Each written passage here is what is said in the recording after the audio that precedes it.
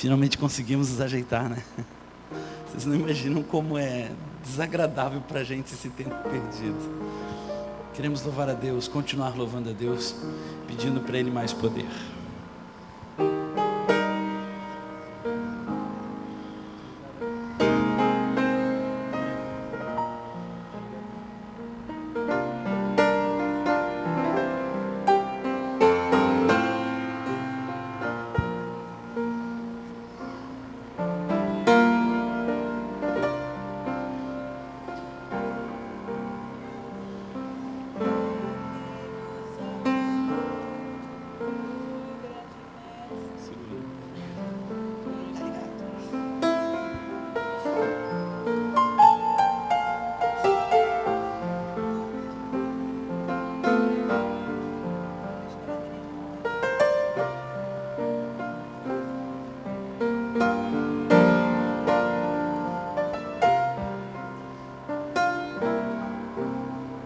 Até aqui nos ajudou o grande mestre,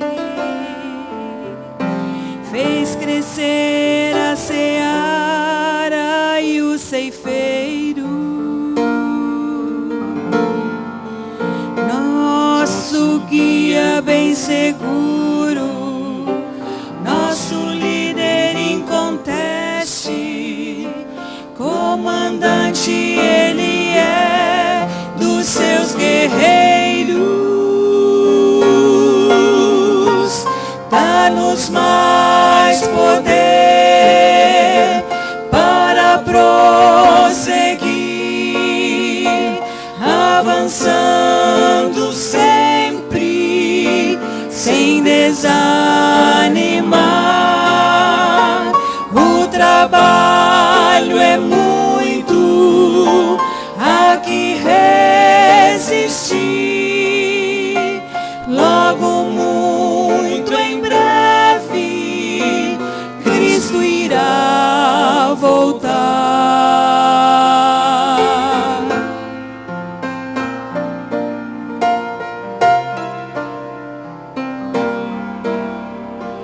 Nós queremos conquistar ao inimigo. Muitas outras posições daqui pra frente, espalhando o amor de Deus a toda hora e a qualquer preço, atraindo a Cristo corações e mentes. Dá-nos mais poder para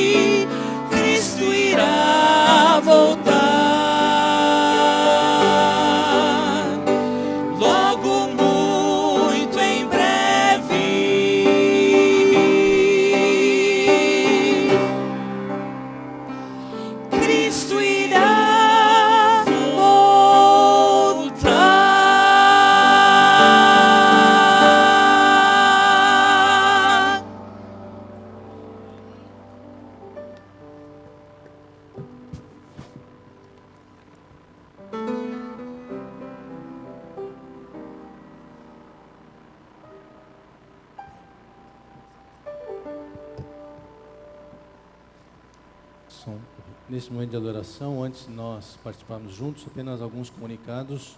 Você recebeu o informativo. No informativo tem aí a festa da roça.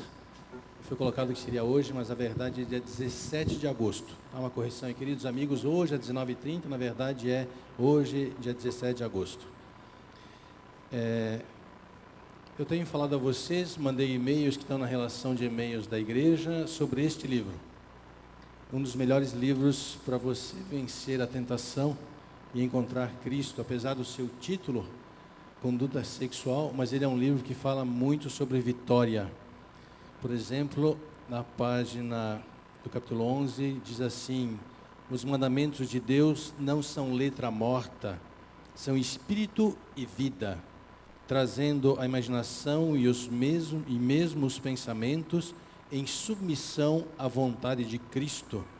E mais abaixo, o próprio livro ainda diz: só Ele é capaz de preservá-los do pecado e da impureza. Um dos melhores livros para você ler sobre a vitória sobre o mal. A Ednice ainda tem desses exemplares até este final de semana. Você vai encontrá-lo na Casa Publicadora por R$19 a partir da semana que vem. E aqui na igreja você pode comprá-lo por R$7. Então, se você tem desejo de adquirir esse exemplar, um exemplar deste livro, você pode procurar a Ednice, por favor. Yuri, coloca as imagens para mim, por gentileza. Eu quero só comentar rapidamente as que estavam passando aí. O Ângelo sabe. Isso. A nova série que nós vamos ter, Fortalecendo a Fé, são mensagens do livro de Hebreus. Nós teremos 12 mensagens, uma mensagem de cada capítulo. Pode passar, Yuri, por favor. Purificação dos pecados, será a primeira mensagem. Ele sabe socorrer os tentados, será a segunda mensagem da série. A terceira, não endureça o seu coração, capítulo 3 do livro de Hebreus. Capítulo 4, ele se compadece de nossas fraquezas. No capítulo 5, ele se compadece dos que erram. No capítulo 6, segurança além do véu. No capítulo 7, eternamente salvos. Capítulo 8, de seus pecados não me lembrarei. Capítulo 9, eterna redenção. Capítulo 10 fala sobre a aliança entre Deus e o homem. Capítulo 11, vivendo pela fé. Capítulo 12, deixando o pecado que tão de perto nos assedia. E capítulo 13, não te deixarei. Essa série será aos domingos. Em breve você vai saber quando ela vai começar, para você convidar seus amigos e estar conosco. Quando eu vim à Igreja da Barra, eu visitei uma casa aqui na Igreja da Barra. E eu soube que este era o anseio de muitas pessoas que são membros dessa igreja. Que era um desejo de muitas pessoas, o que nós iremos comentar agora. Dr. Paulo está aí? Onde está o Dr. Paulo da associação? Paulo, por favor, vem aqui à frente comigo, Paulo. Dr. Paulo, ele é o engenheiro da associação Rio Sul, a nossa associação, a qual a Igreja da Barra compõe o seu quadro de igrejas. Obrigado. Eu falei com o Paulo logo que ele veio à associação, falei: Paulo, nós temos uma casa para arrumarmos lá na Igreja da Barra. Ele prontamente veio aqui, tirou fotos, e aqui está o projeto da Casa do Ângelo. Amém? Nós queremos deixar a Casa do Ângelo belíssima, um lugar onde nós nos sentimos honrados em saber que o Ângelo vai receber pessoas na sua casa de uma forma digna. Muito obrigado, Paulo, pelo projeto, obrigado por estar conosco. Isso está entre você e eu.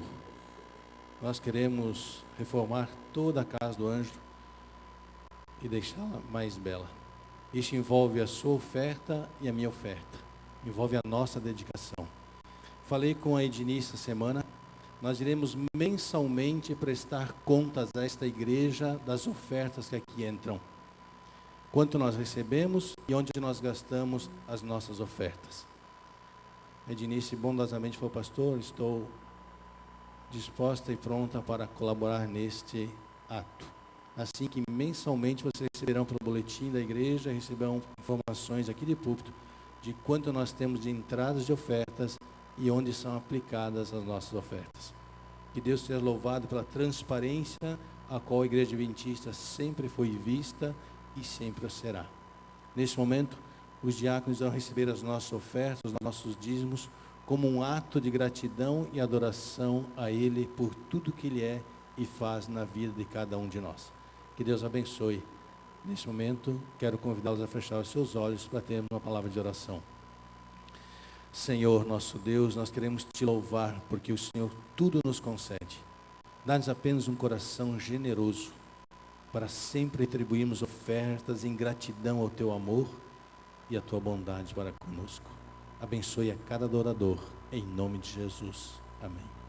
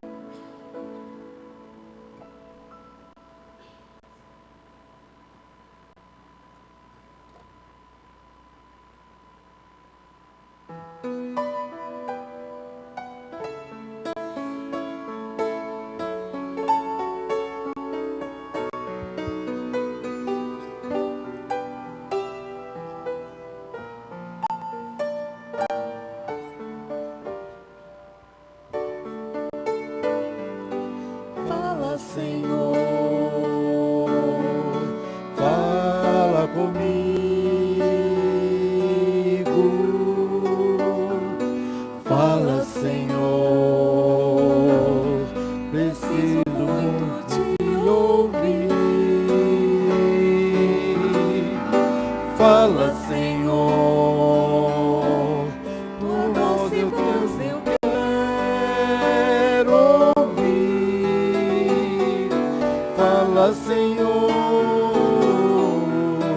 eis-me aqui. Prostrado estou em teu altar, humildemente a te adorar. Bem sei que estás presente aqui, pois quero te sentir.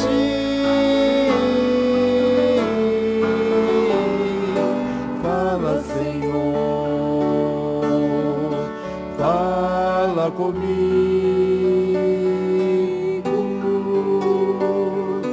Fala, Senhor, fala comigo.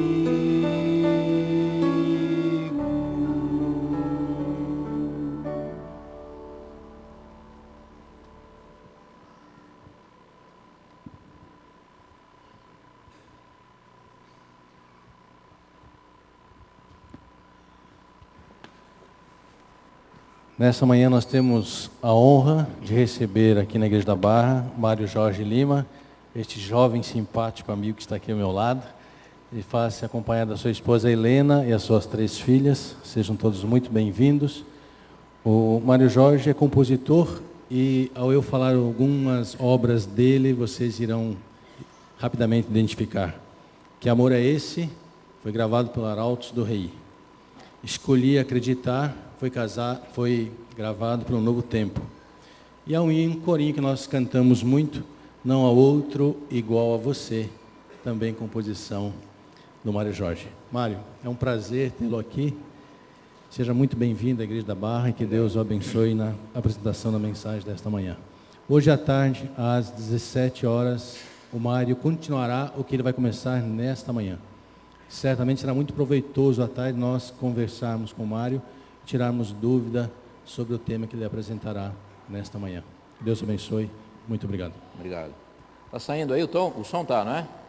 Vou fazer uma coisa que é bem pouco protocolar, não me critiquem por isso, mas nós temos um site sobre esse projeto de pregação, em que eu coloco todas as congregações onde eu andei pregando, para que não digam que é mentira. Ah, você não pregou ali, não pregou, eu preguei sim.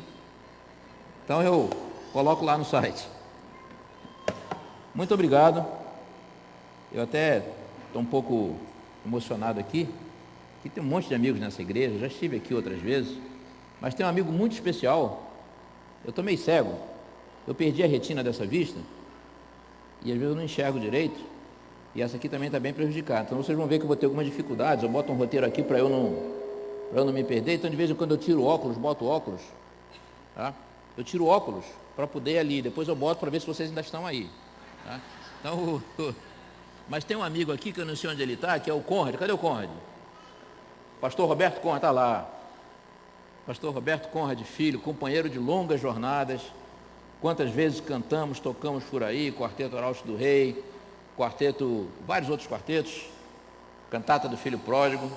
É um homem de Deus, por quem eu tenho uma admiração profunda, por ele, pela Janete e pelos seus filhos. Eu quero agradecer essa oportunidade. Muitos me conhecem, até estranho quando me vêm falando, porque dizem, eu sempre conheci você mexendo com música, né? Eu lidei com música a minha vida inteira, foram aí em torno de meio século, eu estou com 64, desde 15 anos que eu lido com música na igreja, tocando piano, liderando grupos, quartetos, compondo. Tive o privilégio de ser parceiro musical de alguns dos grandes nomes da nossa música denominacional. Isso foi um privilégio para mim, uma bênção de Deus. Não sou pastor, eu prego muito por aí porque eu de 2 anos para cá, foi que eu comecei a pregar, 2, 3 anos para cá, eu me envolvi com um projeto de evangelismo baseado na doutrina da salvação.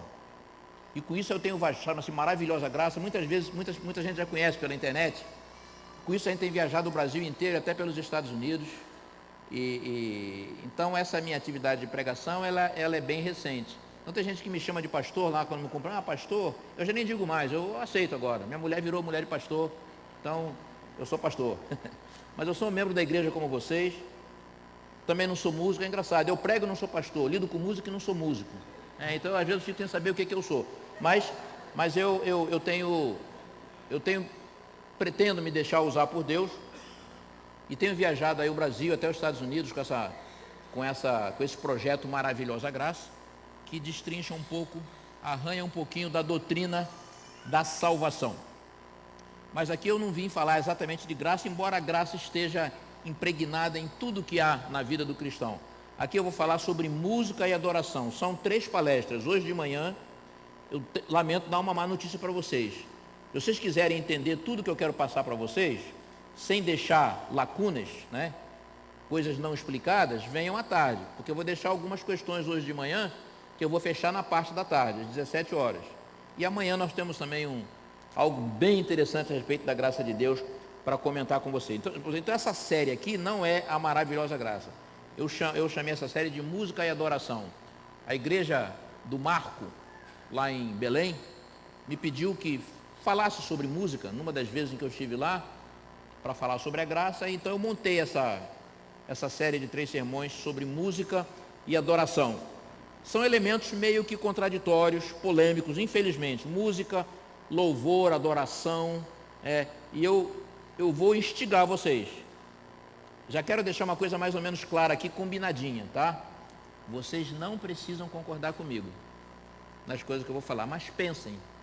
Eu prometo não falar heresia, tá bom? Mas não precisam concordar comigo. Sermos um em Cristo Jesus não necessariamente deve nos levar a concordar em tudo. Deus deixou uma diversidade de assuntos sobre as quais nós temos vontade livre, poder de escolha e entendimento para refletir. Então eu vou instigar vocês com algumas coisas que eu vou falar, talvez até incomodar em alguns momentos, mas o que eu quero na realidade é levar vocês a pensar. Tá bom? Então, vamos lá. Vão ser 3 conversas francas, sinceras, de coração aberto. Eu não vim ensinar nada, não vim definir nada, não vim dizer o que é certo, o que é errado. O que eu vim na realidade foi fazer algumas reflexões que eu julgo importantes. Vou pedir a vocês a licença, talvez eu me estenda uns 10 minutinhos a mais, mas eu prometo que o sermão não vai ser chato e vai valer a pena. Tá bom? Aquela lasanha gostosa, vegetariana, claro, está esperando por vocês em casa, um pouquinho mais lá, mas a gente vai chegar lá. Então veja, adoração é relacionamento, e Deus nos deu entendimento, vontade livre, poder de escolha que a gente junta e chama de livre-arbítrio, e isso é um presente de Deus. Uma vez eu vi um pastor dizendo, Deus nos deu livre-arbítrio e nós temos que devolver para Ele. Eu acho que não. Temos que devolver não. Isso é um presente que Ele deu para a gente, tem que usar. Temos que usar. Nós não somos robôs, não, nós somos seres pensantes, feitos à imagem dEle. Então nós temos que exercitar a nossa capacidade de analisar e de refletir. Não é pecado pensar. Não é pecado ter algumas dúvidas. Dúvidas sinceras, honestas, ter algumas e muitas, se quisermos. Isso não é pecado. Às vezes a gente tem a seguinte mania, e eu percebo isso em mim. A gente tem às vezes a mania, né, o pastor Rabelo diria, a idiosincrasia, né? Nós temos a mania de querer tudo escrito, definido, comprovado, se possível, sem busca, sem reflexão. Como judeu, só sobre como guardar o sábado, o judeu tem 633 regras. E às vezes a gente queria que tivéssemos mais de 10 mandamentos, bem mais. Não guardamos os 10 e queríamos ter muito mais que isso, né? Então a gente quer saber, por exemplo, posso ir ao cinema ou não posso? Posso tomar refrigerante? Não posso. Posso usar calça comprida na igreja? Não posso. Posso usar remédio? Outro dia, essa semana me ligou uma irmã, né, toda preocupada, irmão, eu posso usar remédio de homeopatia? Eu falei, não sei, irmão. Pergunta para Deus. Pergunta para Ele. Estude, procure descobrir o que é homeopatia e conversa com Deus. Então a gente quer tudo, quer saber essas coisinhas todas. Posso me relacionar com minha mulher dia de sábado? Ixi, né? Tem umas coisas assim que, vou dizer uma coisa para vocês, que eu ouvi um presidente da Conferência Geral dos Adventistas dizendo, a igreja não vai fazer por você as escolhas que você tem que fazer. Isso não é papel da igreja. O papel da igreja é te dar diretrizes claras, baseadas na palavra de Deus. Agora, a igreja não vai fazer por você as escolhas que eu tenho que fazer, que você tem que fazer. Isso aí é algo que a gente tem que ter isso na cabeça. Sabe por quê? Isso não é papel da igreja. Seguir regras é bem mais fácil. é cômodo, é confortável. Mas isso elimina, sabe o quê? O relacionamento com Deus, elimina o culto racional, elimina o estudo da palavra, elimina a experiência pessoal com Deus, elimina até a oração por sabedoria. Então você quer tudo escritinho. Então nós já temos Bíblia, aí tem Espírito de Profecia, aí tem manual de igreja, aí tem as praxes da organização, e aí tem os votos de cada igreja. Ou seja, a gente não quer pensar, a gente quer ter tudo escritinho para dizer o que você tem que fazer. Olha só, esse é o problema do ateu, a gente não percebe. Eu tenho muitos amigos ateus, da melhor qualidade, ateu sincero, que procura a verdade tanto quanto eu procuro. Só que chega um momento em que não há respostas, tanto do nosso lado quanto do lado do ateu. Há momentos em que não há respostas. Aí o crente, no coração de quem a fé já nasceu, ele escolhe acreditar. Como essa música que eu fiz que o Novo Tom gravou. A fé é uma escolha consciente, é uma determinação da vontade. Você escolhe acreditar. O ateu escolhe não acreditar. Ele continua correndo atrás das provas, das evidências. Então, ele gostaria de dizer, se você fosse só seguir uma religião, se tudo que a Bíblia fala você pudesse comprovar, aí seria fácil. Para que fé? Precisa fé. Teve um dilúvio, está aqui a árvore, está vendo a árvore? Está aqui a arca de Noé, ó. Bonitinha, ó, está aqui ela, toca a mão nela. É fácil?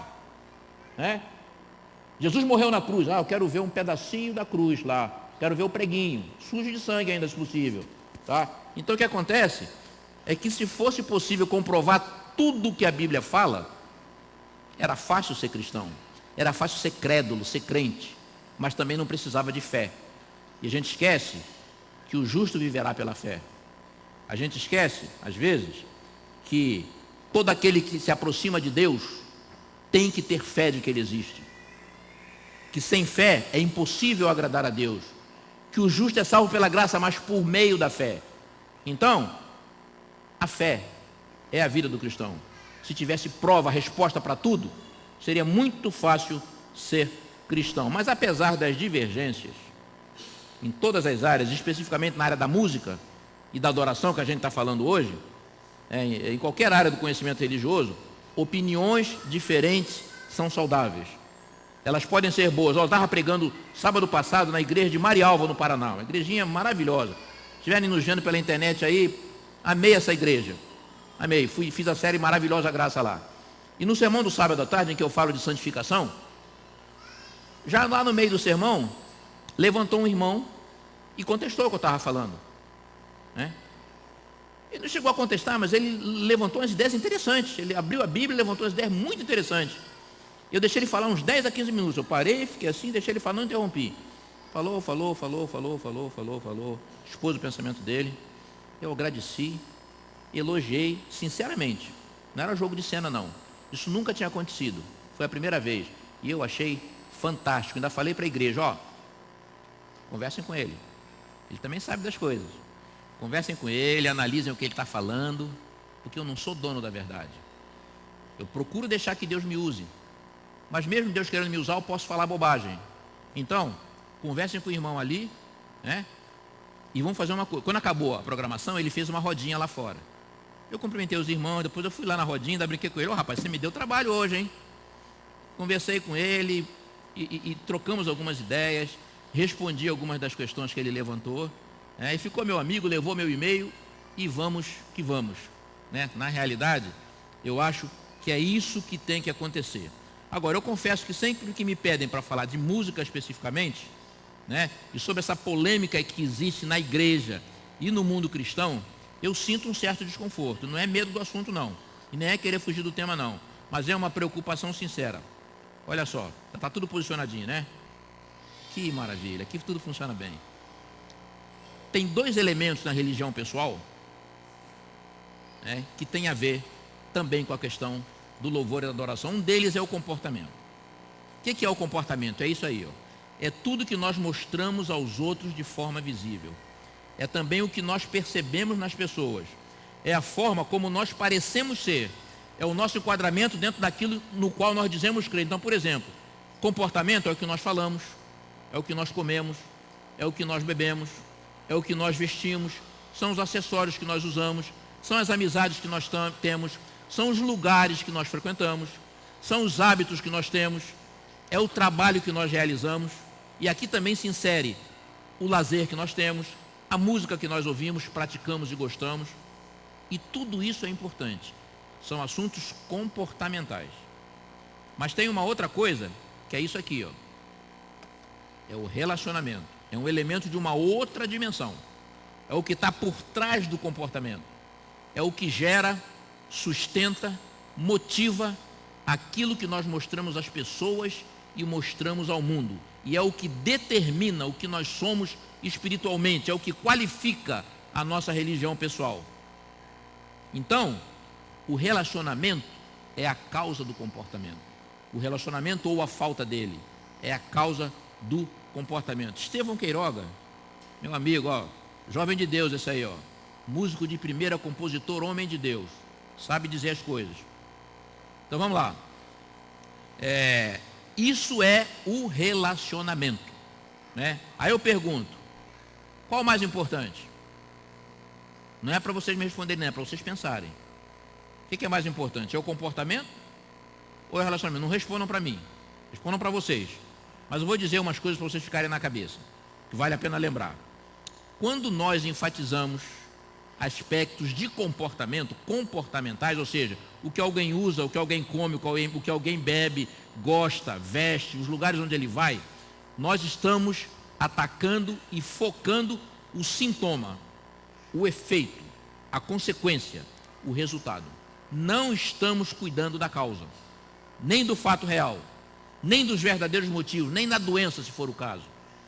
Então, você tem uma dor de cabeça, né? Dor de cabeça que eu saiba, eu não sou médico, né? Mas senti dor de cabeça a vida inteira. Dor de cabeça não é doença. Febre não é doença. Vômito não é doença. Isso tudo é sintoma. Se você ataca a dor de cabeça, né, você pode até curar. Passou, mas você não resolveu o problema, né? Então, quando a gente ataca o comportamento, o efeito, a gente pode ter até a falsa sensação de que estamos resolvendo um problema. Mas não estamos resolvendo. Só quando a gente foca o relacionamento, no caso espiritual, o relacionamento com Deus, que a gente então está focando a causa, o motivo, é que a gente pode ter chance real de resolver um problema. Se vocês vierem à tarde, eu vou mostrar para vocês isso na vida, na experiência real de uma igreja. Vocês vão gostar de saber dessa história.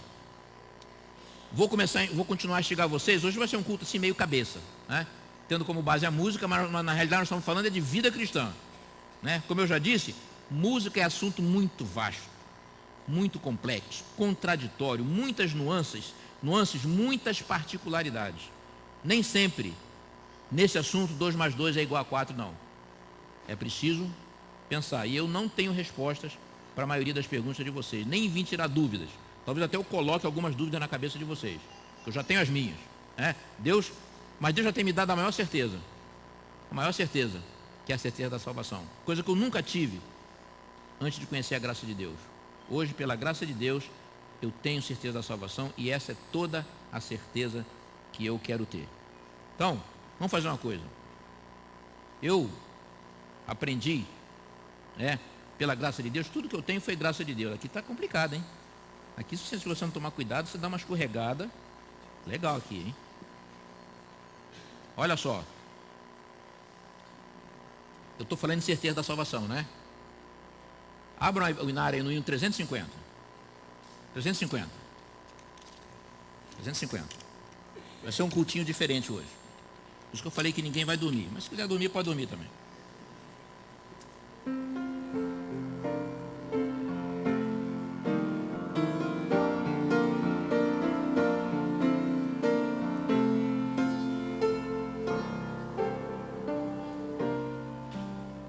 Pensando na letra, eu pertenço ao meu, bem baixinho, filho sou do Senhor, e nas mansões morarei, já nas glórias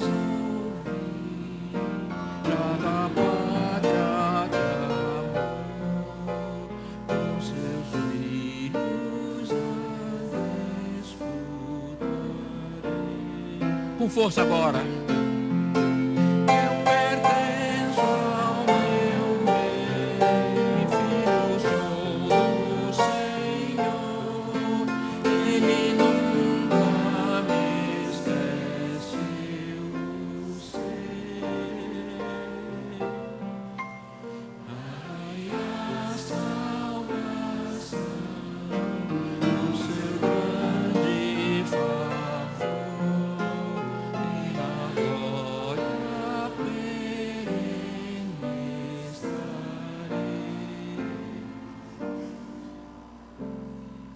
O que vocês sentem quando cantam uma música dessa?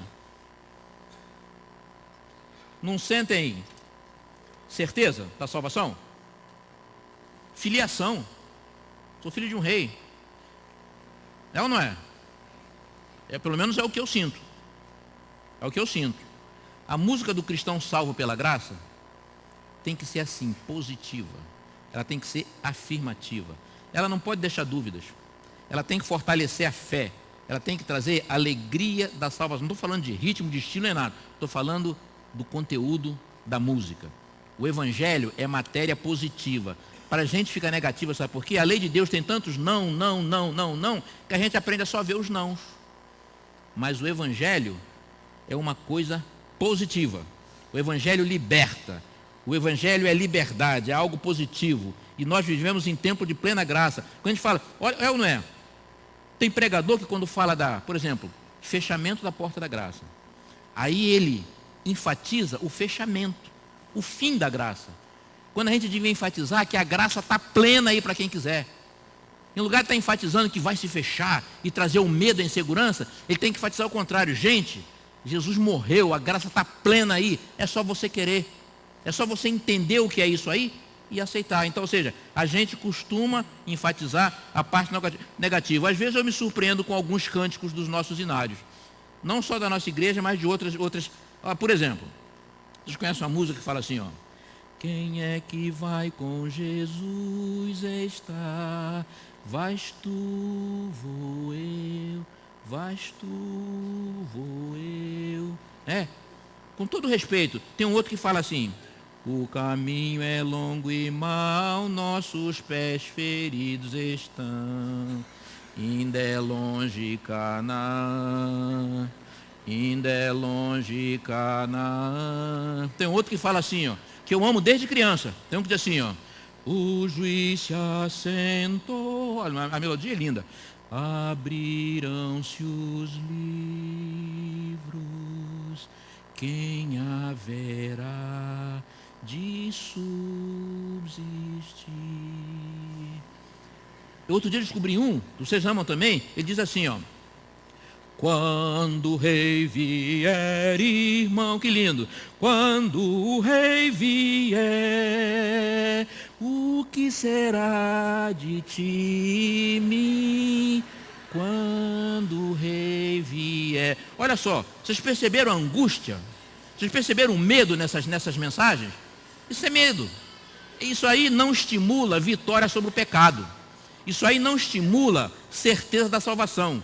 Eu até admito que você cante isso, se você ainda não conhece as belezas de Cristo Jesus. Mas cristão salvo pela graça, cantar esse tipo de música, se eu fosse da comissão que montou esse cenário, no meu voto essas músicas não entrariam, com todo respeito. A não ser que se fizesse a adaptação da letra. Porque isso aí realmente estimula o medo, a angústia. A Bíblia diz assim, e a gente que é cristão do advento, às vezes nem gosta de dizer essas coisas. Paulo diz assim: nenhuma condenação há para quem está em Cristo Jesus. Isso é palavra inspirada. Aí quando você fala isso, alguém mas tem a obediência. Ninguém está falando disso aqui. Nós vamos seguir o seguinte: quem está em Cristo Jesus, e estar em Cristo Jesus é que é o X da questão, para quem está em Cristo Jesus, não há condenação. Isso é verdadeiro? Ou seja, quem já foi salvo da condenação do pecado e está aprendendo a vencer o poder do pecado na vida diariamente, tem que cantar dessa forma. Existem cânticos de confirmação da fé. Você tem, por exemplo, coisas maravilhosas. Você tem coisas aqui, eu vou lá de novo. Vocês tinham que deixar isso aqui mais livre, hein? Isso aqui é uma armadilha. Isso aqui não é fácil não, é uma armadilha. Isso aqui é música de confirmação da fé e de certeza da salvação. Que segurança sou de Jesus, meu desfruto bênçãos da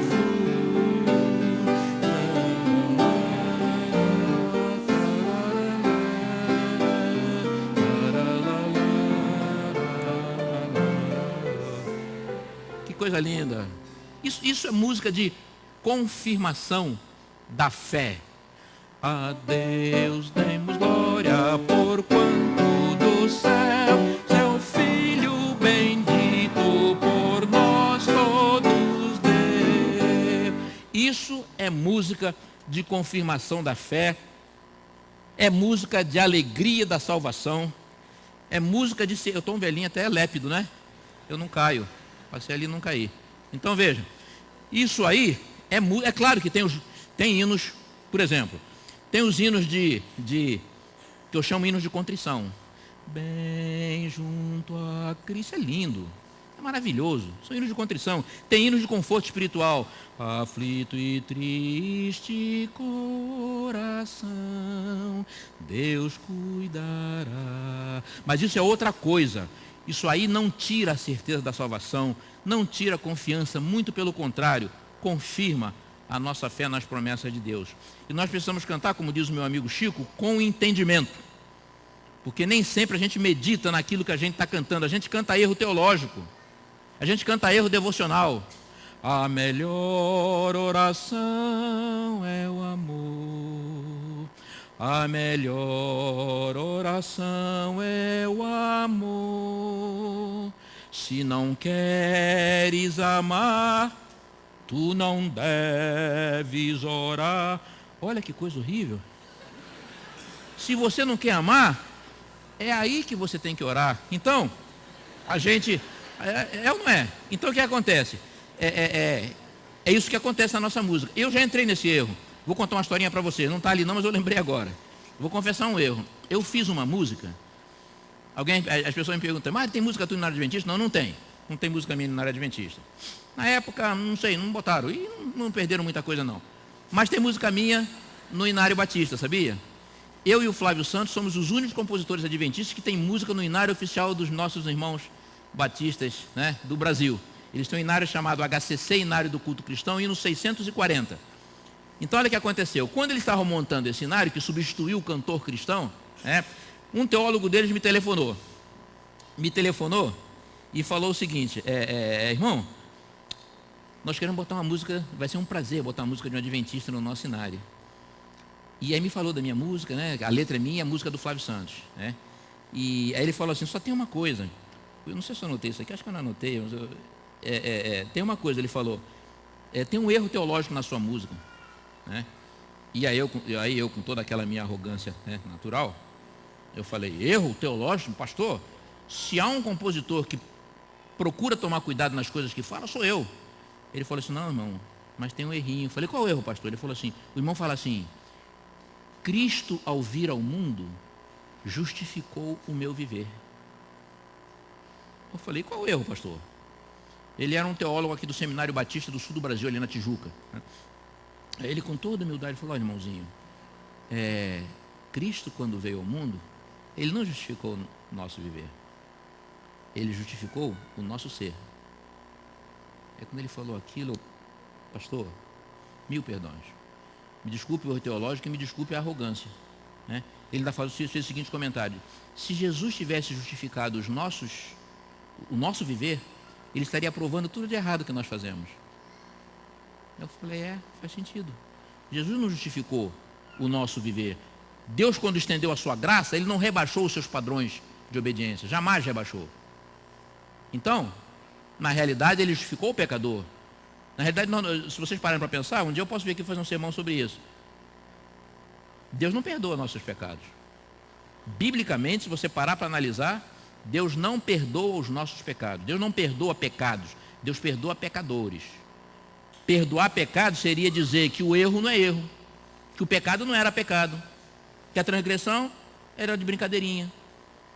Né? Como diz o nosso compositor Daniel Salles, pecado não se explica, e a frase correta deveria ser, pecado não se perdoa, pecado se paga, mas se perdoa o pecador. É uma história diferente que tem a ver com justificação, santificação Isso é uma história que eu ainda venho aqui conversar com vocês sobre isso. Então vamos em frente aí nessa questão da... até vou fazer um comentário aqui pertinente ou impertinente, né? Como eu sou um dos compositores da igreja, eu não posso ser contra composições novas.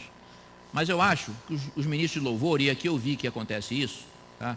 Os ministros de louvor, eles devem fazer uma mistura, né? O americano chama isso de blended praise. É um louvor que atende tanto aquela faixa da igreja que gosta de música contemporânea e se sente bem com ela e é tocado por ela, quanto aquela faixa da igreja que gosta de música tradicional. E se vocês vierem à tarde, eu vou contar uma coisa para vocês, vou mostrar ali no piano sobre os nossos hinos, os hinos cristãos que vocês nem imaginavam. Eu vou quebrar uma série de paradigmas aqui à tarde para quem vier. Isso não é só para trazer gente, não. Vou mesmo. Podem vir que vocês vão ver. Então veja, nós devemos fazer, porque a nossa igreja não tem só jovens. Nós temos diversas faixas etárias e setores da nossa congregação que precisam ser atingidos e envolvidos pelo louvor. Mas às vezes a gente só foca o público jovem. Vou repetir, não é o caso aqui. Eu vi no louvor aqui coisas misturadas, né? Misturadas no bom sentido. Então veja, eu fui fazer um fim de semana assim na igreja de Guará. O pastor lá era o teu filho, Chico, era o André.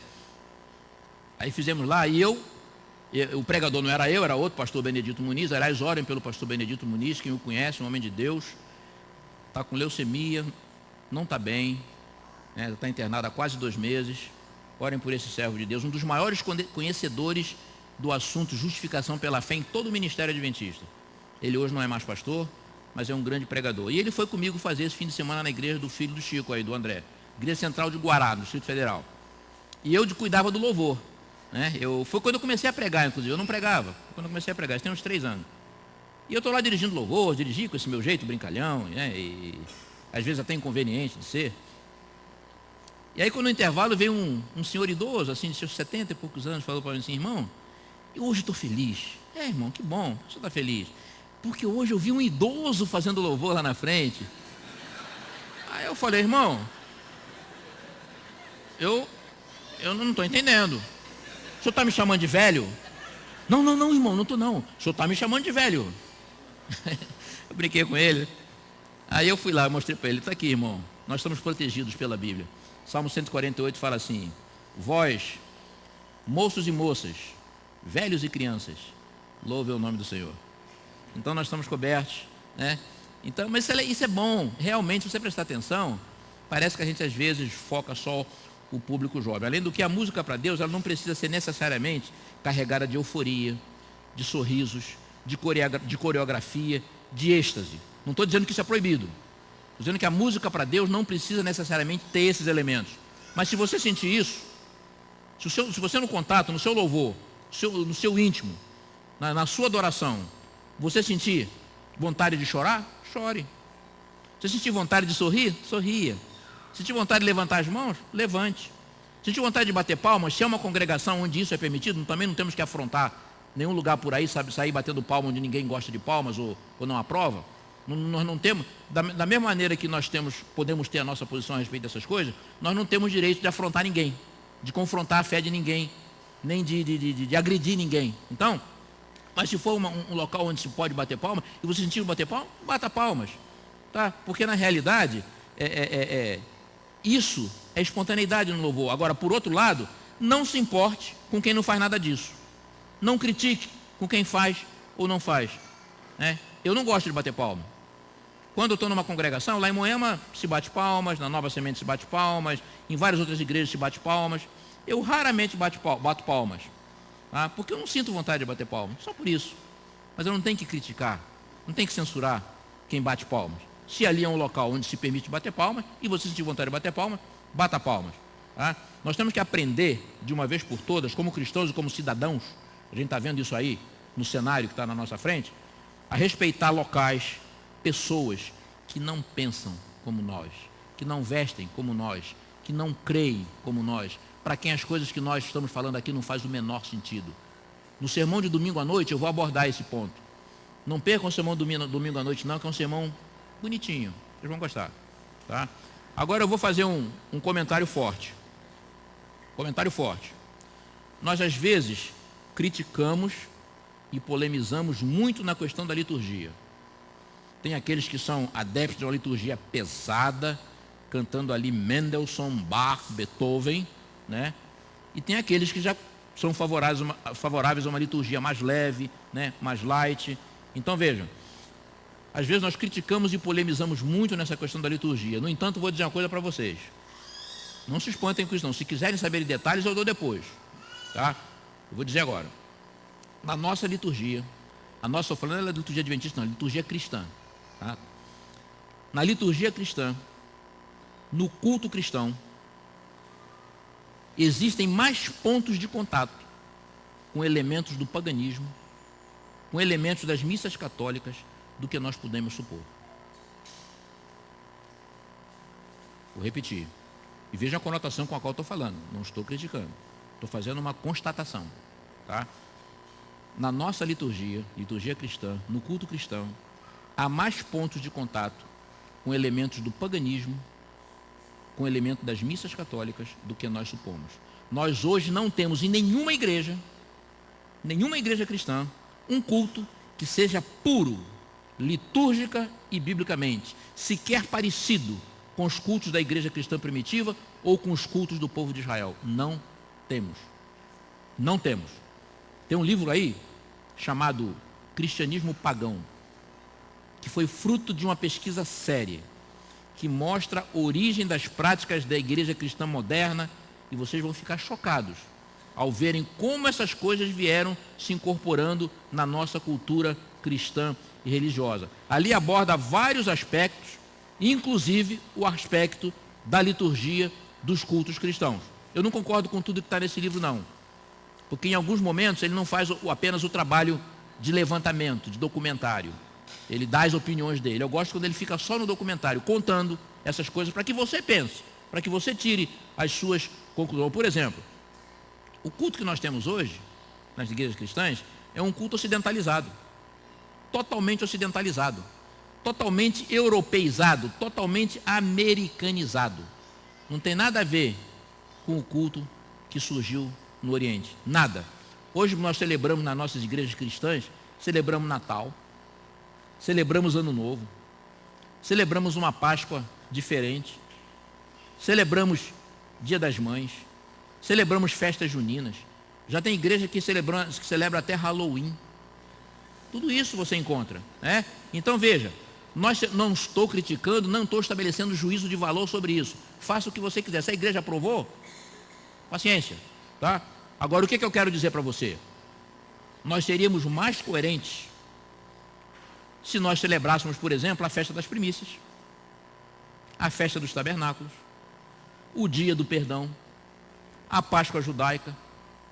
Seríamos muito mais coerentes com a nossa religião se nós celebrássemos essas festas. Por outro lado, se nós tirarmos hoje dos cultos cristãos de todas as igrejas, todas as referências que há a elementos do culto do paganismo, o culto cristão seria muito diferente do que nós temos hoje. Então não estou dizendo que se deva fazer dessa forma ou daquela forma. Eu só estou lembrando o seguinte: quem quer ser purista, quem quer ser rigoroso, quem quer ser conservador nessa questão do culto, da liturgia, saiba que nós temos telhado de vidro. Nós temos que ter consciência disso. Temos que conhecer a nossa história eclesiástica antes de sair falando. Então, cuidado. Adoração. Voltando para a adoração. Isso foi um parênteses grande, né? Parênteses grande mesmo. Nós vivemos hoje num tempo em que adorar aquele que é verdadeiro é assunto da maior importância. Isso pode denotar de que lado você está. Vejam aqui, ó. Eu fiquei tempo sem passar, ele cansou. Um toquezinho aí.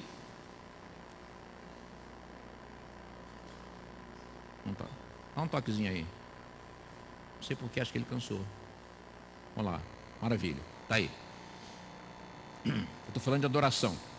Isso aí está no cerne da tríplice mensagem angélica. Adorai aquele que fez o céu e a terra e o mar e as fontes das águas. Eu vou dizer para vocês, leiam a tríplice mensagem angélica e vocês vão ver que há consequências pesadas e eternas para quem adorar o objeto de culto errado, para quem adorar o ser errado. Além disso, nós, seres humanos, somos objetos do desejo, tanto de Deus quanto de Satanás.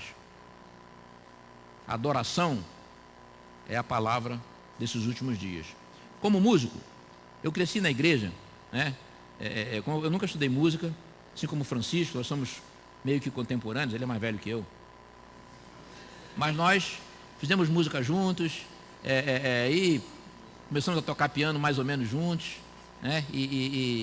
Então eu como músico, o Chico disso, a Miriam está ali, minha amiga. A Miriam é diferente, a Miriam tem formação, é maestrina, né? Mas olha só, como músico, eu cresci na igreja vendo a música, vendo o louvor, sabe como o quê?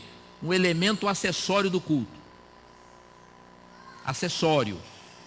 Uma coisa dispensável. Tá? Quem é músico conhece muitas situações desse tipo. O Regis também sabe disso. Chega assim, Regis, vai tocando aí, que o pastor, o pregador ainda não chegou, vai tocando aí. Vai tocando. É tipo assim, usando uma expressão chula, desculpem, meio que encher linguiça, né? Então, vai tocando aí. Vai cantando com a congregação, enquanto o pregador não vem, tá? Ou enquanto o pastor, depois do batismo, foi trocar de roupa, vai cantando aí, né? Então, ou coisa do seguinte tipo, vamos cantar o hino tal, a primeira e a última estrofe. O compositor fez 5 estrofes. Aí nós cantamos a primeira e a última, né? A gente não entende que ele, quando fez, ele fez uma coisa com começo, meio e fim. E a gente então canta o começo e canta o fim. Outra situação. Nós estamos atrasados com o culto, né? Quantas mensagens musicais tem? 3? Não, corta, bota uma só. Bota uma só. O tempo tá passando, né? Então tem aquela assim, ó. Vamos, isso acho que não se faz mais hoje, né, Chico? Assim, ó. Miriam lembra disso. Vamos ouvir uma variação musical. Era uma coisa assim, só para variar o culto, né? A variação. E o pior era quando o anunciante dizia assim: vamos ouvir uma variação musical que nos deleite, né? Aí era pior ainda. Mas a música, na realidade, é como se a música não fosse importante, né? E aí nós ficamos achando que o importante é o sermão, né? Tanto que a gente vai à igreja e fala assim: hoje eu saí mais vazio. A gente talvez diga isso hoje aqui, ó. Eu saí mais vazio do que eu entrei. Porque você vai lá pensando em receber. Você nunca vai para dar. Você vai pensando em receber. Você é papa sermão, né? Então o que acontece? Você só quer dar. Você só quer receber, você não quer dar. E a gente esquece o seguinte, que antes de aceitar a Cristo, você realmente precisa receber. Mas depois que você aceitou a Cristo, você tem que se doar. Você tem que dar de si mesmo. Você tem que dar daquilo que você recebeu. Eu vou dizer uma coisa para vocês. Nós precisamos de sermão hoje, sabe por quê? Eu digo sempre que a pregação, o sermão, eles são acidentes. Eles são elementos que se tornaram necessários no culto, sabe por quê? Porque nós somos pecadores. Por isso. Só precisamos de sermão hoje porque nós somos pecadores. Lá nós vamos precisar do pastor Zanella lá no céu. Não como pastor, vamos precisar dele como adorador. Porque no céu, a nossa principal função vai ser adorar. Lá nós vamos aprender tudo do próprio Deus e de forma experimental, de forma vivencial, como Adão e Eva aprendiam de outra maneira, né? Adorar vai ser a nossa principal atividade no céu. Então, ou seja, o louvor, a música, o louvor, ele não só é essencial no culto, mas ele é o próprio culto. Quer ver? Aqui, ó. Olha isso aqui. Isso aí quem está falando é Deus. Trazei meus filhos de longe, minhas filhas, das extremidades da terra, a todos os que são chamados pelo meu nome, e os que criei para minha glória, que formei e fiz, porque porei águas no deserto e rios no ermo, para dar de beber ao meu povo, ao meu escolhido, ao povo que eu formei para mim, para celebrar o meu louvor. Foi para isso que nós fomos criados. O ser humano foi criado, não só o ser humano, todos os seres que habitam mundos habitados, que vivem em mundos habitados, foram criados para o louvor de Deus. E essa é a razão da gente vir à igreja. Não só de nós termos sido criados, mas de virmos à igreja hoje. Então a gente vem para louvar, para adorar. Todos aqui, vocês que estão aí e eu que estou aqui, ninguém vem aqui para assistir. Ninguém vai à igreja para assistir o pastor Bulhon. Ninguém vai à igreja para assistir o Novo Tom, para assistir Leonardo Gonçalves, para assistir Arauto do Rei, para assistir o Barra Coral. Não. Ninguém vai à igreja para isso. O único ser que vem aqui para assistir é Deus. Nós todos vimos aqui para adorar.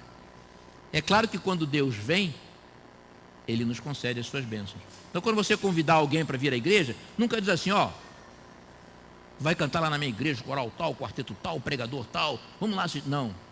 Assim, ó, vamos adorar o meu Deus?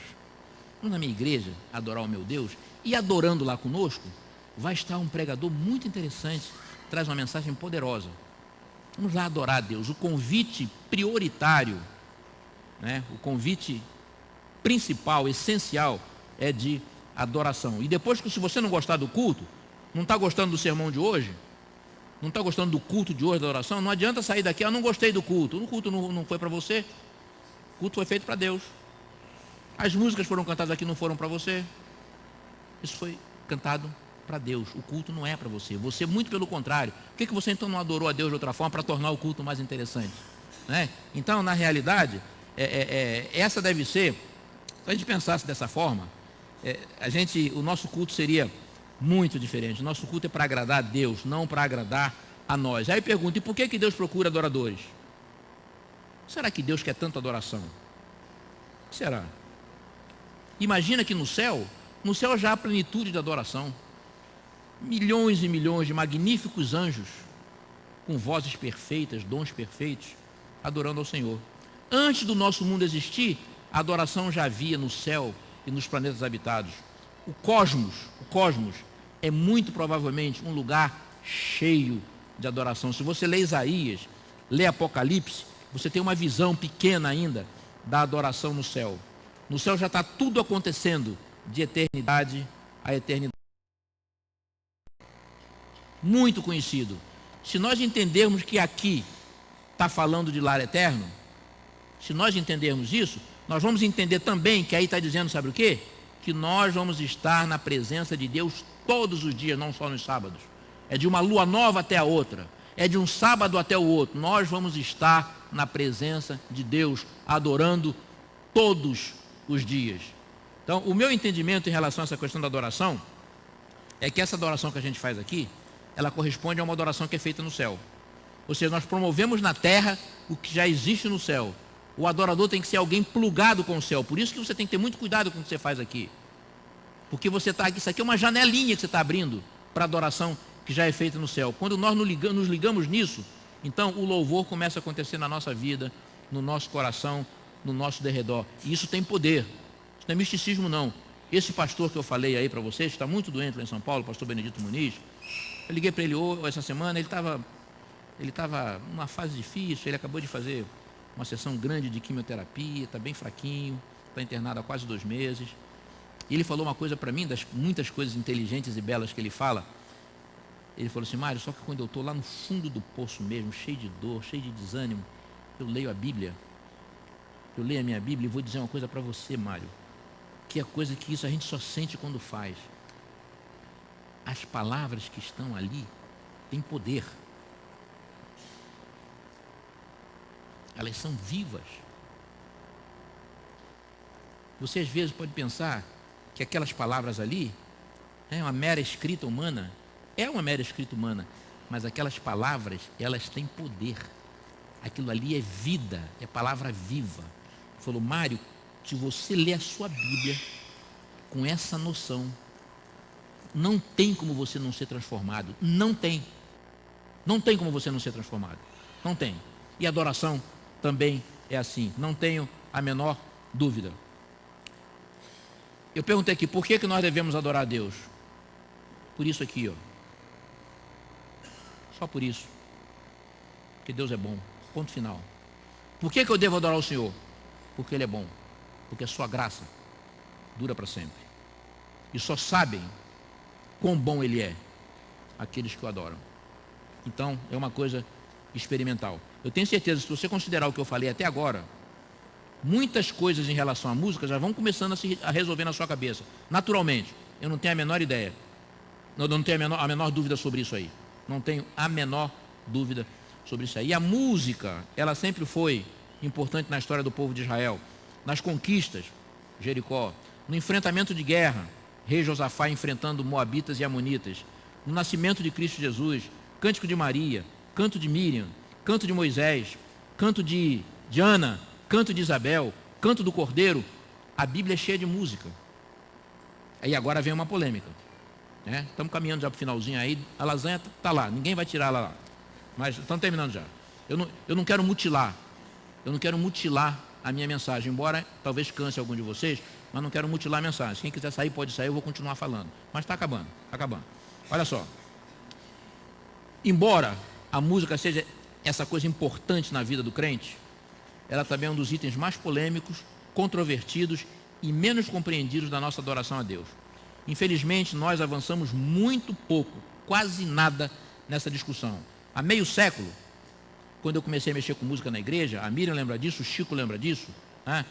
Não estou falando de 5, 10 anos, estou falando de 50 anos. Há meio século, as questões que existiam nas igrejas e na nossa igreja eram exatamente as mesmas. Eram relacionadas com ritmo, com harmonias novas, com dissonâncias, com apresentações com encenação, com instrumentos proibidos, tipo sax, bateria, guitarra, com barba, ainda tinha o negócio da barba, do cabelo, sabe? Ou seja, muito pouca coisa mudou de lá para cá. Muito pouca coisa. A única coisa que mudou, por exemplo, quando eu fazia música ali nos anos 70, eu, Ennio Monteiro, nós fazíamos música que era considerada música avançada. Lá em São Paulo, as nossas músicas chegaram a ser proibidas. A Associação Paulista uma vez tomou um voto aí, início dos anos 80, de que as músicas do Ennio Monteiro de Souza e do Mário Jorge Lima não podiam ser executadas nas igrejas de São Paulo. Isso há 30 e tantos anos atrás. Hoje a minha música é considerada música para terceira idade, né? Então, vocês veem como é que essa coisa mudou. Mas as perguntas, as clássicas perguntas são as mesmas. Qual a música mais adequada para o louvor? Qual a que mais agrada a Deus? Qual a música do céu? No céu vai ter esse ou aquele instrumento? Nós podemos bater palma? Nós podemos dançar? Nós podemos usar bateria na igreja? Podemos usar guitarra, saxofone, playback? Olha, vou dizer para vocês, a nossa imaginação até não é tão fértil não. A gente vai repetindo, são muitas perguntas, umas até são relevantes, outras não são não. Outras não são tão relevantes não, mas são sempre as mesmas. Eu lido com isso há meio século. Eu não vou estar aqui para ver, né? Mas se Jesus não voltar nos próximos 50, lá na eternidade vocês me contam. Tá? Se Jesus não voltar nos próximos 50 anos, não vai mudar não. Vão ser as mesmas perguntas aqui há mais de 50 anos. Tá? Então eu quero dizer para vocês o seguinte, eu não sei. Eu não tenho respostas definitivas para essas perguntas. As coisas que a gente da Bíblia sabe sobre o céu são em sua maioria simbólicas. Quando se fala em mar de vidro, ruas de ouro, pedras preciosas, portas de pérola, marfim, 144 mil, 24 anciãos. O significado real dessas coisas tem muita especulação, né? Tem muita interpretação, mas o significado real dessas coisas nós só vamos saber lá. Hoje essas coisas servem, sabe para quê? Para alimentar o nosso anseio de estar lá. E para mostrar que tem alguém por trás disso tudo aí, por trás da história, preparando melhor para todos nós. E que vai levar essa história toda a um final feliz, apesar da confusão que a gente faz aqui. E o importante é a gente estar lá para conferir. Agora, o que vai estar lá, não adianta, gente. A Bíblia fala, nunca subiu ao coração do homem. Nunca subiu ao coração do homem. Não tenhamos a pretensão de saber o que vai ser lá. A nossa imaginação sequer arranhou a superfície dessas coisas. Deus não é óbvio. Nosso Deus não é óbvio. O nosso Deus sempre foi surpreendente. Eu não sei, por exemplo, se nós vamos ter asas reais no céu. Não sei. Não sei se nós vamos voar. Não sei. Eu não sei se no céu vai ter criança. Né? Outro dia uma irmã chegou para mim, não vai ter criança. E a minha filhinha, uma das minhas filhinhas nessa viagem para cá, ela me perguntou isso aí. Né? Ela tem muita vontade de ser mãe. E falou assim, pai, se eu for para o céu, antes de eu casar, eu vou poder ter os meus filhinhos lá? Eu falei assim, não sei, filhinha. Não tenho a menor ideia. Mas Deus sabe. O importante é você querer ir para o céu. Então, eu não sei, essas coisas eu não sei. Porque diz que não vamos ter crianças para perturbação. Ali vai ler no texto original, ali diz o seguinte, que as crianças lá não vão nos perturbar. É diferente. Então vejam bem. Mas é isso mesmo. Então veja só, eu não sei se nós vamos voar, se vai ter criança, eu não sei como é que vão ser as famílias, eu não sei como é que vai ser o relacionamento marido e mulher. Né? O sujeito casou com 1, 2, 3 mulheres, perguntaram isso para Jesus, né? O sujeito casou com 1, 2, 3 mulheres, como é que vai ser o relacionamento lá? Vamos sentir fome, vamos sentir sede, vamos sentir necessidade de dormir, vamos andar vestido de branco, com coroa na cabeça, harpa nas mãos, né? Como diz o Chico, vamos andar pulando de nuvem em nuvem. Então, Se eu não sei essas coisas, eu não sei como vai ser a música do céu. Eu não sei como vão ser os cultos. Não sei como vai ser a comida. Eu não sei que outras atividades teremos. Sinceramente, não tenho a menor preocupação com isso. Isso aí não importa para mim. Agora, tem algumas coisas que eu sei. Tem algumas coisas que eu sei. Eu sei, por exemplo, que eu só vou chegar lá pela graça de Deus. Amém? Eu não gosto de puxar o amém não, mas isso aqui merece. Amém? Isso eu sei. Só vou chegar lá pela graça de Deus. Sei também que lá vai estar Jesus. Lá vai estar o próprio Deus que vai habitar conosco. Lá nós viveremos para sempre, outra coisa que eu sei. Sei também que Deus vai enxugar dos nossos olhos toda lágrima. Eu sei que o amor, a lei do amor, será a norma do reino de Deus. Sei que lá nós vamos ter mente transformada, vamos ter corpo glorificado. Sei que lá todos os dias estaremos na presença de Deus. Sei que Deus vai fazer novas todas as coisas. Também sei que o pecado nunca mais vai se levantar. Também sei que nós não teremos mais tendência para pecar. A nossa única disposição será fazer a vontade de Deus. E também sei uma coisa, que lá, finalmente, lá, com mente transformada e com corpo glorificado, eu vou ter todas as respostas. Vejam quanta coisa boa dá para saber sobre o céu. Um monte de coisa boa, e relevante, coisa interessante. Tudo isso dá para saber. Já essa questão musical, sacro-evangélica, ela é interessante, é controvertida. E quando se vocês vierem à tarde, eu vou mostrar uma coisa para vocês, e vocês vão dizer, ih, nunca tinha pensado nisso, eu não sabia disso. Então venha que eu vou mostrar para vocês. Então olha, nós temos que ser razoáveis e pensar muito antes de falar, de apontar, de condenar, de criticar e de tomar posições definitivas. Para finalizar, vou mostrar para vocês agora um quadro bem interessante. Olha o que eu vou mostrar aqui. Mas depois eu vou dizer com que intenção eu estou mostrando isso. Olha só. Está aí.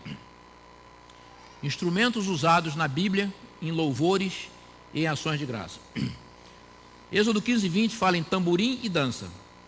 1 Samuel, tambores, saltérios, flautas e harpas. 1 Samuel 18:6, canto, dança e tambores. 2 Samuel 6:5, harpas, saltérios, tamborins, pandeiros e símbolos.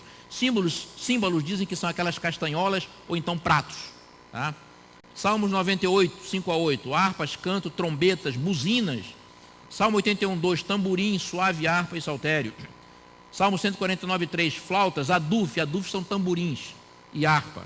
Salmo 150, trombeta, saltério, harpa, adufes, danças, cordas, flautas e símbolos, que são os pratos.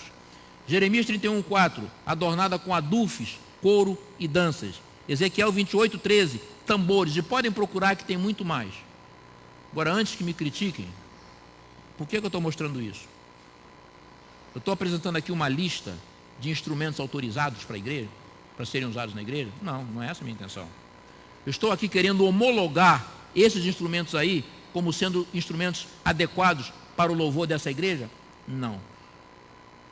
Aqui eu quero mostrar para vocês que a Bíblia não demoniza, não sataniza nenhum instrumento. Em princípio, qualquer instrumento, se bem tocado, se bem usado, se usado com sabedoria e com a direção do Espírito Santo, ele pode ser usado para Deus. Podem ter certeza disso. A Bíblia não demoniza, não sataniza nenhum. E eu vou mostrar no final da palestra de hoje à tarde um videozinho pequenininho de 3 minutos que vai comprovar isso que eu estou falando. Um vídeo da nossa igreja. Não deixem de vir. Então, queiramos ou não, a carga cultural presente na música é muito forte. Eu vou mostrar isso a vocês hoje à tarde no nosso inário, presente no nosso inário, na nossa tradição musical cristã. Vocês vão se surpreender com o que eu vou mostrar para vocês hoje. À tarde nós vamos falar disso aqui, ó. Origens dos hinos, letras versus músicas nos tempos bíblicos. Isso aqui vai trazer uma reflexão muito interessante para vocês. Choque cultural. Vamos falar sobre a tão falada música do céu. Vou falar rapidamente sobre alguns estilos de música. Vou falar sobre o que é sintoma e o que é doença aplicado nessa questão musical. E vou falar sobre as respostas de Deus. Eu quero mexer à tarde com a inteligência de vocês e levar vocês a tomar conhecimento desses fatos que eu vou mostrar dentro dessa questão musical.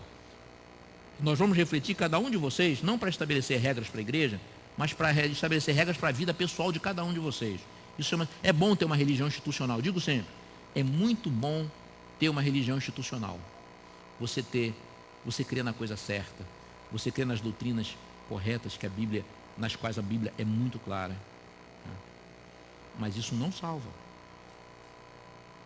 Muito mais importante do que esse leque de doutrinas, muito mais importante do que ser um clube de crenças, nós temos que ter a religião pessoal, é relacionamento com Deus, é santificação. Sem isso, nós não vamos ver a Deus. Então, eu quero instigar vocês hoje, como cristãos modernos, a pensar sobre, pós-modernos, como dizem por aí, né? A pensar sobre essa questão musical, que é muito cultural e que tem muitas nuances. Para terminar o sermão de hoje, eu quero deixar esse texto, né, que é um texto que eu sei que o meu amigo Francisco gosta muito. Paulo, 1 Coríntios 14, 15. Que farei, pois? Orarei com o Espírito, mas também orarei com entendimento. Cantarei com o Espírito, mas também cantarei com entendimento. O que significa orar e cantar com entendimento? Em princípio, sem entrar muito fundo na questão, significa compreender o que está cantando, acreditar no que está cantando. Música é parte do louvor. Louvor é parte da adoração. Adoração é abrir uma janela para o céu, para o louvor que já acontece no céu todo o tempo.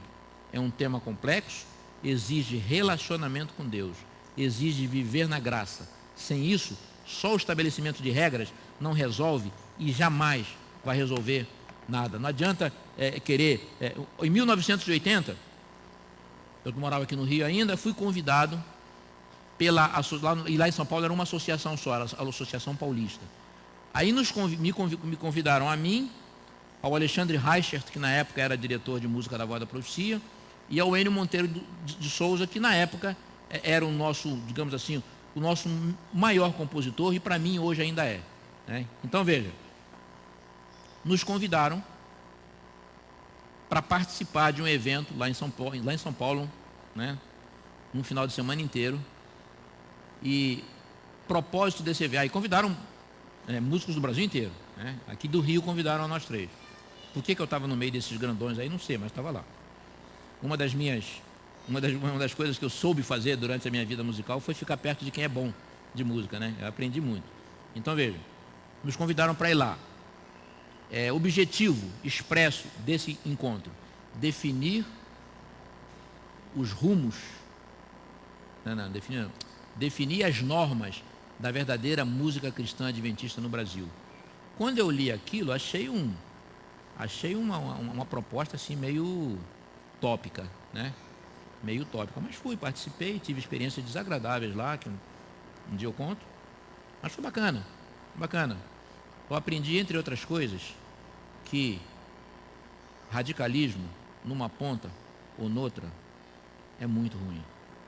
Quando você fala, por exemplo, na questão da graça, você tem um cara que é legalista, que faz da obediência e da santa lei de Deus meio de salvação.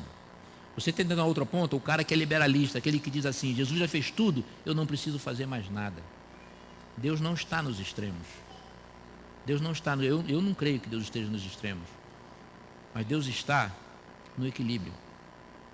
E a Bíblia nos dá orientações, mesmo em assuntos onde a Bíblia não tem coisas, não tem um não farás isso, né? Nós estamos acostumados com os nãos, não tem um não farás isto, mas nós temos tantas histórias, nós temos tantos episódios, tantas situações narradas na Bíblia, que nós temos sim condição de ter uma posição pessoal na nossa religião, na nossa comunhão.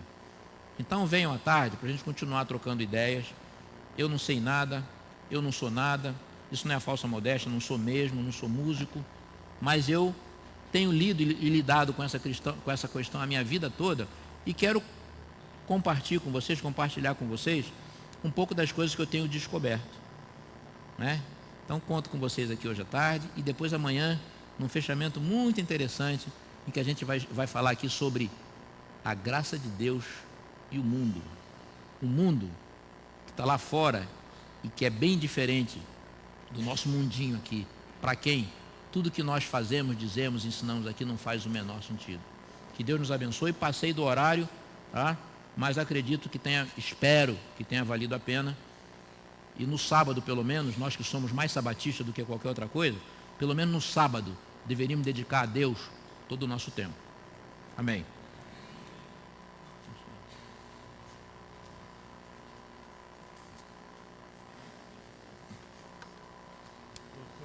Diga.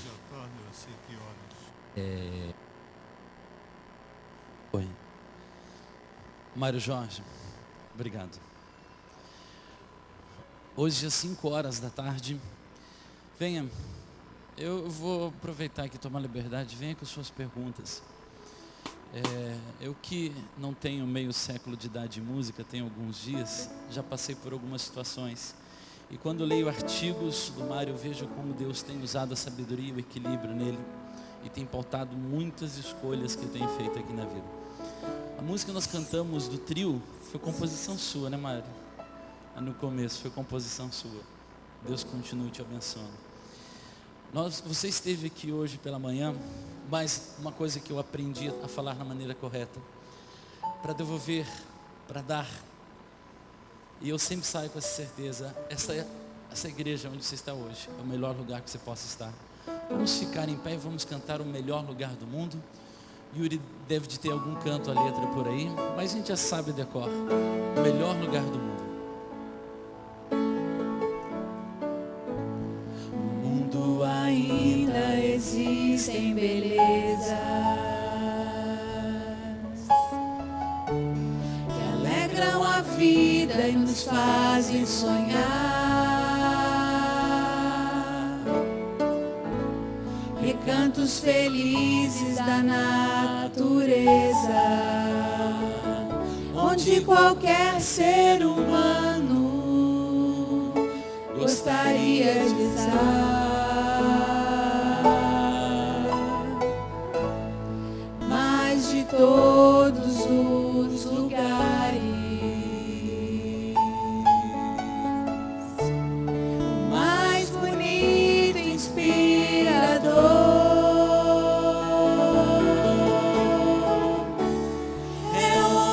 fico em oração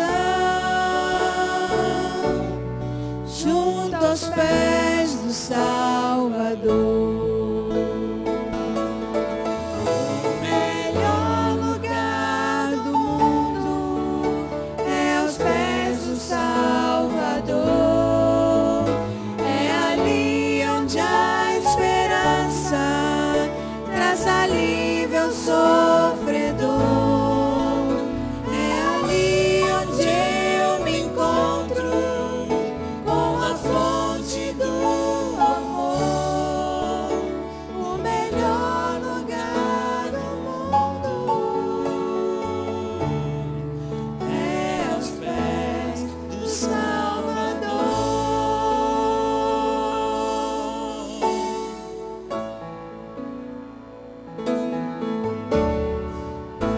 Sonhamos com casas que tenham conforto, talvez numa encosta com vista pro mar. Mas as maravilhas não fazem sentido se Cristo não está em primeiro lugar.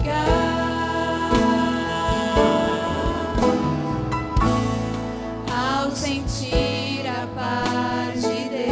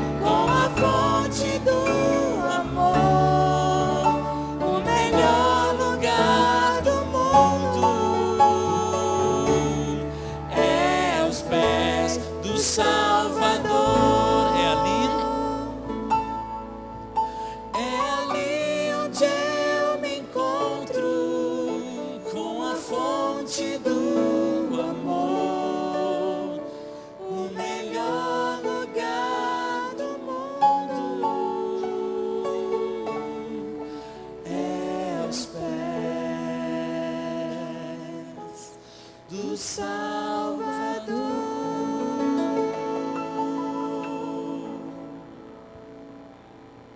Amém. Que o Senhor nos abençoe e nos guarde. Que o Senhor faça resplandecer o seu rosto sobre nós e tenha misericórdia de nós. Que o Senhor sobre nós levante o seu rosto e nos dê a paz. Amém. Em paz eu vou. Mais uma vez, hoje à tarde, esperamos reencontrar a todos. Aproveitem a lasanha, ela vai estar melhor ainda. Vamos cantar Em Paz Eu Vou.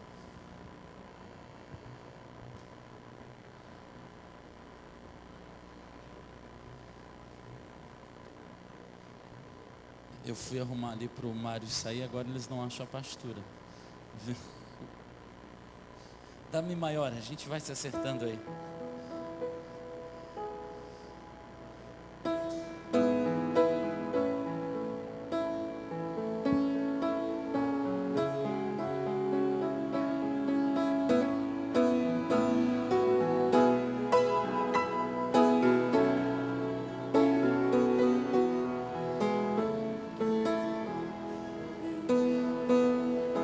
Em paz eu vou ouvir a voz de Deus. Em paz eu vou, estou feliz.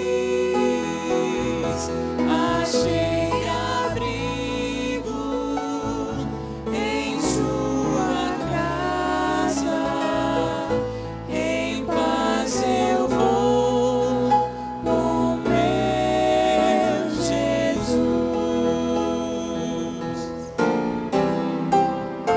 Em paz eu vou ouvir a voz de Deus. Em paz eu vou, estou feliz. Achei abrigo em sua casa. Em paz eu vou com meu Jesus. Em paz eu vou com meu